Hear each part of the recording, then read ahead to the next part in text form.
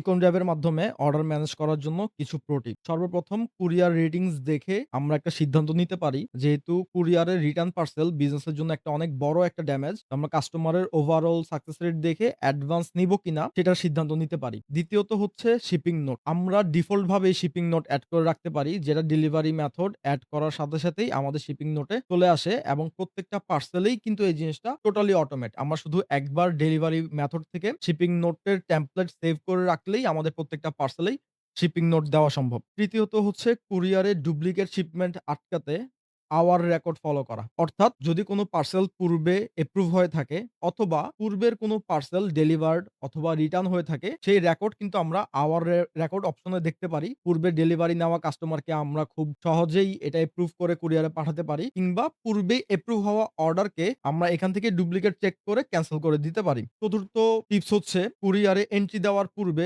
অবশ্যই আরটিএস অথবা ready to sheep থেকে আমরা একবার ডুপ্লিকেট চেক করে নিতে পারি। আমরা অ্যাকশন বাটন থেকে ডুপ্লিকেটে ক্লিক করে স্ট্যাটাস গুলোকে একই সাথে, অর্থাৎ কোন পার্সেল অলরেডি শিপড এ আছে কিনা কিংবা কোন পার্সেল পেন্ডিং রিটার্ন এ অথবা রিটার্ন এ আছে কিনা এই জিনিসগুলো আমরা এট এ টাইম চেক করতে পারি।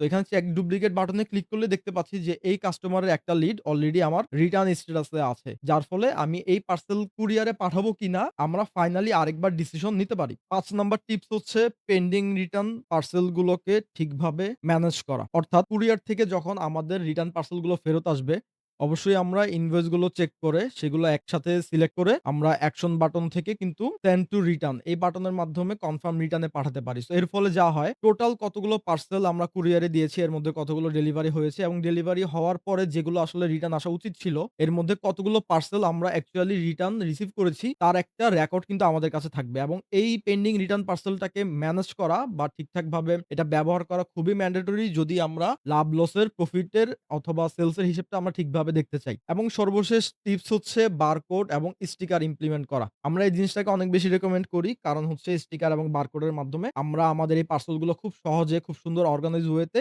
ম্যানেজ করতে পারি। যার ফলে খুব সহজেই আমরা দ্রুত অর্ডার ম্যানেজ করা সম্ভব হয়। ভুল হওয়ার সম্ভাবনা অনেকটাই কমে যায়। তো যারা ইকম ড্রাইভ ব্যবহার করছেন, এই কিছু টিপস এর মাধ্যমে আপনার ইকম ড্রাইভের অর্ডার ম্যানেজমেন্টকে আরো বেশি এফিশিয়েন্টলি ব্যবহার করতে পারবেন।